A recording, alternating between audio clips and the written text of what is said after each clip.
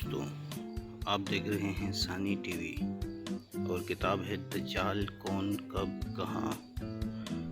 Episode ہے 32۔ آگے پڑھتے ہیں۔ تیسرا باب، دجالیات۔ دجال کون ہے؟ دجال کہاں ہے؟ دجال کب برآمد ہوگا؟ دجال کی دعوت، دجالی فتنے کی نوعیت و حقیقت، دجال کے پیروکار، دجالی قوتوں کا تعارف، دجال سے بچنے کے لیے روحانی و عملی تدابیر۔ جھوٹے مدعی کی 3 نشانیاں۔ جب سے اللہ نے ذریت آدم کو پیدا کیا، دنیا میں کوئی فتنہ دجال کے فتنے سے بڑا نہیں ہوا، اور اللہ نے جس نبی کو مبعوث فرمایا اس نے اپنی امت کو دجال سے ڈرایا ہے، اور میں آخری نبی ہوں اور تم بہترین امت، اس لیے لا محالہ تمہارے ہی اندر نکلے گا۔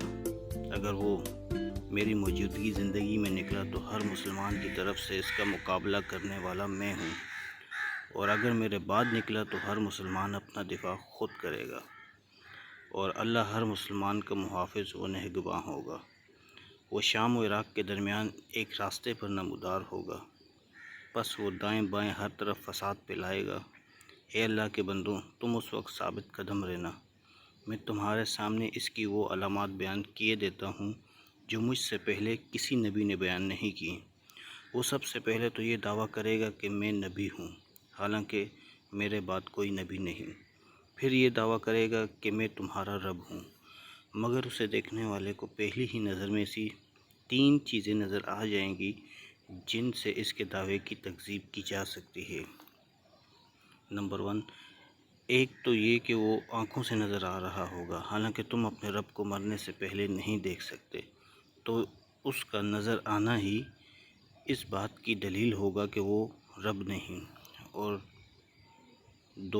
دوسری یہ کہ وہ کانا ہوگا، حالانکہ تمہارا رب کانا نہیں۔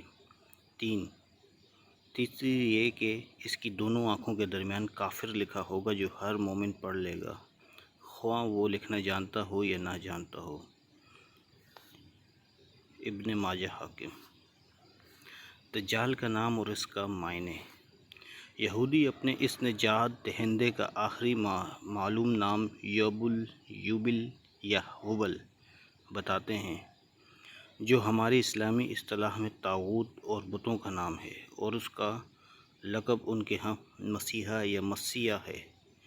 دجال کا اصل نام معلوم نہیں، احادیث میں آیا جو نہیں۔ یہ اپنے لقب سے مشہور ہے۔ اسلامی اصطلاح میں اس کا لقب دجال ہے، اور یہ لفظ اس کی پہچان اور علامت بن گیا۔ دجال کا مادہ دال جیم لام ہے۔ دجال کا لفظ اس مادے سے فعل کے وزن پر مغالغے کا صیغہ ہے۔